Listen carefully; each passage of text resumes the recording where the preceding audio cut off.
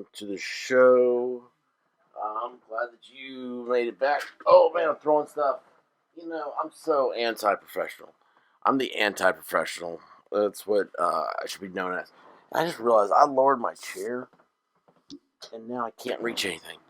Of course, my microphone's up high too. So I'm out of it. I'm absolutely out of it. So if you are out of it, please hit that subscribe, like, share, all that good stuff. I did just burp. I apologize.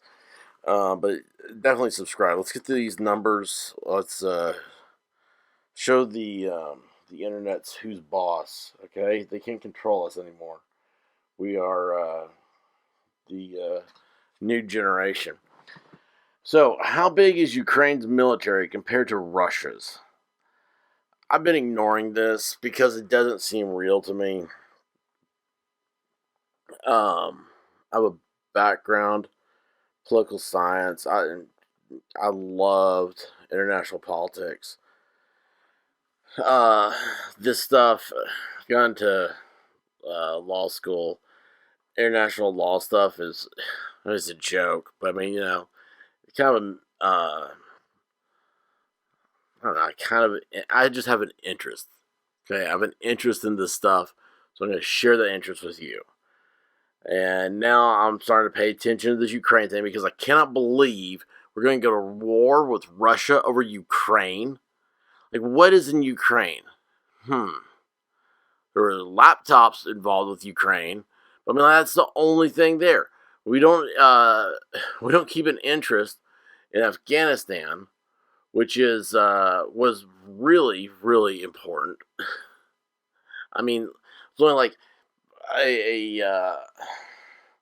it's like oil is to Texas, lithium is to Afghanistan. So it's the next revolution. You can't have an electric car without this stuff. You can't even run flashlights without them. You can't run your cell phones without Afghanistan. But that's okay. We've now given it up to the warlords. And I digress. So, this time it won't be easy, says this article from MSN. Russia has had no problem getting past Ukraine's military forces when it orchestrated a bloodless takeover of the Crimean Peninsula in 2014. Didn't pay attention then. Even boasted that not a single shot was fired during the assault.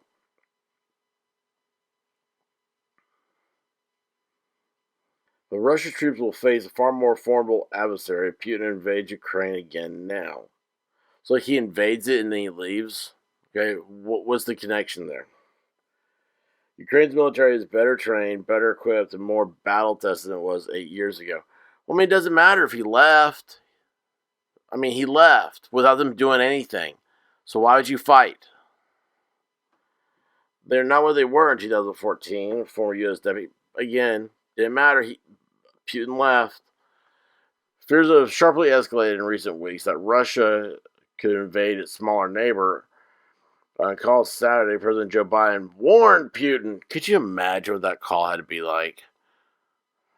That an invasion of Ukraine would result in swift and severe cost for Russia. I mean, we have absolutely nothing to back any of this crap up with. You saw the complete screw job that was Afghanistan.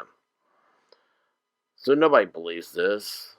And I'm saying this as a professional. I'm saying this as an expert, as the expert, the intertubes expert.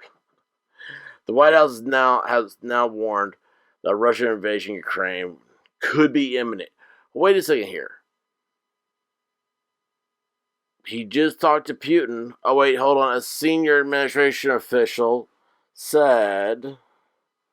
Who was it? Who said this? The call resulted in no fundamental change in the dynamics that have been unfolding now for several weeks. So Russia just called it a bluff. The President of the United States says the invasion of Ukraine would result in swift and severe cost for Russia. The Russian president says, I don't believe you. I mean, that's what this says. You take away the malarkey, that's what this says. While Russia is still the superior military power and would almost certainly prevail. Last time they walked in, they walked out. Your own article says this. Forces could inflict significant damage on Russian troops, according to an analysis by the Atlantic Council, nonpartisan think tank based in Washington. They could. I mean, honestly, how do I get to be one of these think tanks that get funding? Because I could say this to you. Yeah, you could wish in one hand and you could poop in the other and see which one fills up first. And collaboration, I can't say that word. With reservists, civil society, and volunteers, they can make any attempted invasion a miserable experience for Russia, the group concluded in a recent report. Does Ukraine have the right to keep and bear arms? Because right now, I'm confident that America's right to keep and bear arms is the only thing that keeps China at bay. How big is Ukraine's military? Ukraine has 250,000 active duty troops, plus another 290,000 reservists. I think that puts them at the size of the United States.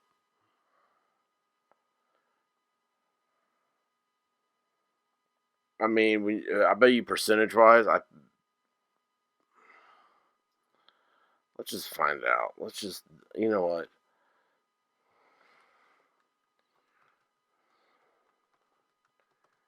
Size. Alright, never mind. We have 1.4 million. What was I wrong? I thought we had like 400,000 active troops. Shows what I know. Russia has more than 1 million active duty troops, more than 4 times Ukraine's force strength. But are you going to call all 1 million to invade Ukraine? No. Has 378,000 reserve personnel and 250,000 paramilitary troops that they could call upon when conflict with its neighbors. I don't think that's really how that works. I think Russia, like if they say paramilitary troops, I think those are people that they still remember Leningrad. Who has the most weapons? Russia does, hands down. Yeah, they're a nuclear superpower. They have 12,000 tanks compared to 2,500 for Ukraine. 30,000 armored vehicles compared to 12,000. But yeah, here's the thing. They don't have 12,000 on the border. Ukraine has 2,500 in Ukraine.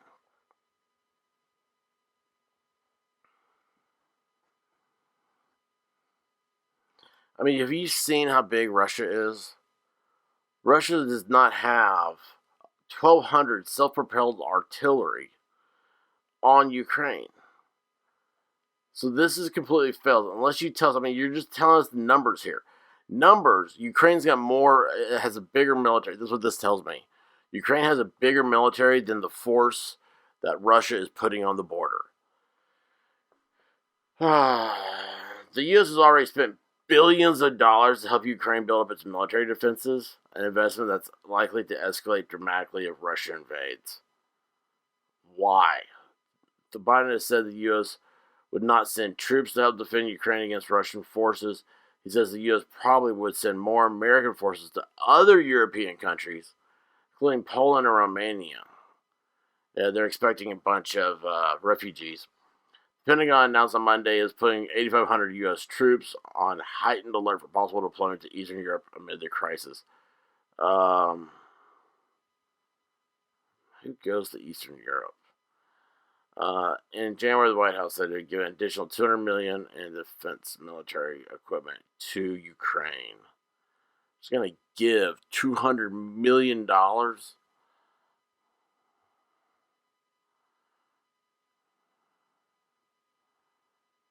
Ammunition. There goes your 5.56.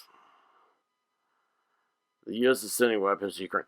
You know, here's the thing with a lot of this stuff. They're sending $200 million in defense stuff, including ammo and other stuff. A lot of this stuff, this is where the U.S. likes to test stuff out at. So they send it over there to them, and then these people are the guinea pigs to American weapons. And we have advisors. We have analysis over there and stuff, and they check all this stuff out, and they're running the numbers we have more pencil pushers in the Pentagon than we do handgun qualified people. And what they do, they run the numbers, they run the statistics and all this stuff, and they look at like our military is always putting out new bids for the next generation of bullet and whatnot. Like right now, the 5.56 ammo is designed specifically to penetrate a Russian helmet, and then the Chinese have come out with a armor that a body armor, like just a lightweight body armor troops could wear that will stop supposedly a 7.62 by 5.1 round. The You may know it as a 308. You know, um, it's awesome. That's what the M14. The 308 was designed after the 30-06 used in World War II in the M1 Garands as a lighter weight bullet with the same ballistics as the 30-06. I say bullet, I mean the entire cartridge was lighter weight.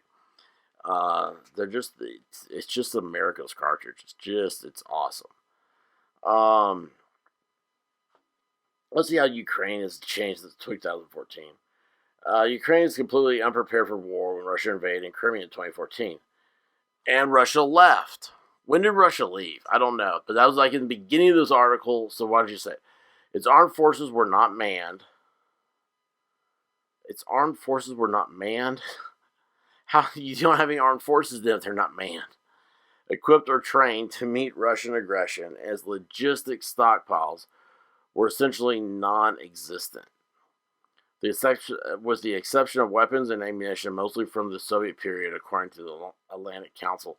Who's the Atlantic Council? Who makes them up? Ukraine has been modernizing its military, a priority over the past 7 years, but decades of neglect have been difficult to overcome, the Council report. I cannot believe they're talking about, this is the most pro-military article I've ever read. They're talking about like how you should be growing your military. Ukraine's military still has several strategic vulnerabilities, including gaps in key operational and combat capabilities. Corruption remains a problem. Funding is limited because of the general economic conditions in the country. Yeah, they're poor. How long can Ukraine hold Russia off? It's hard to say. Well, I mean, how do you hold them off? You either win or you don't win.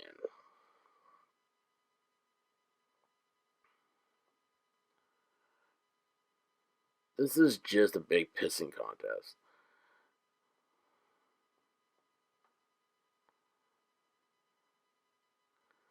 Let's see here.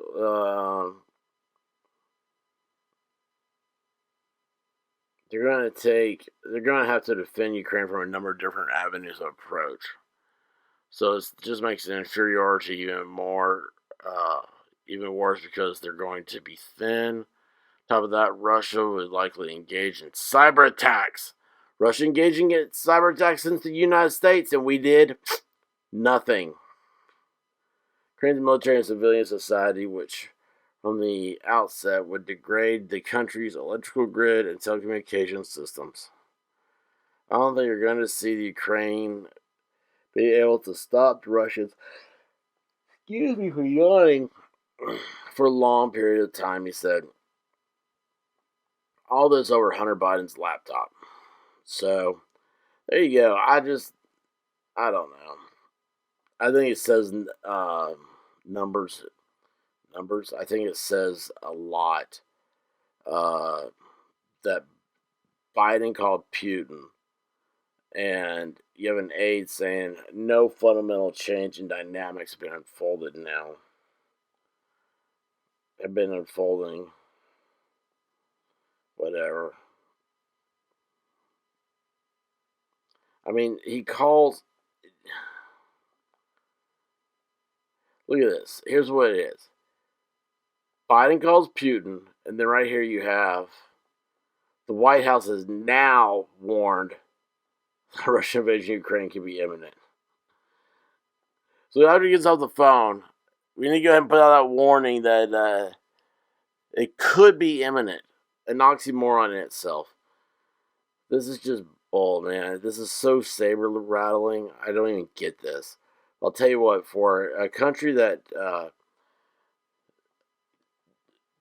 just whatever Afghanistan ended up being, this is the stupidest thing I've ever seen in my life.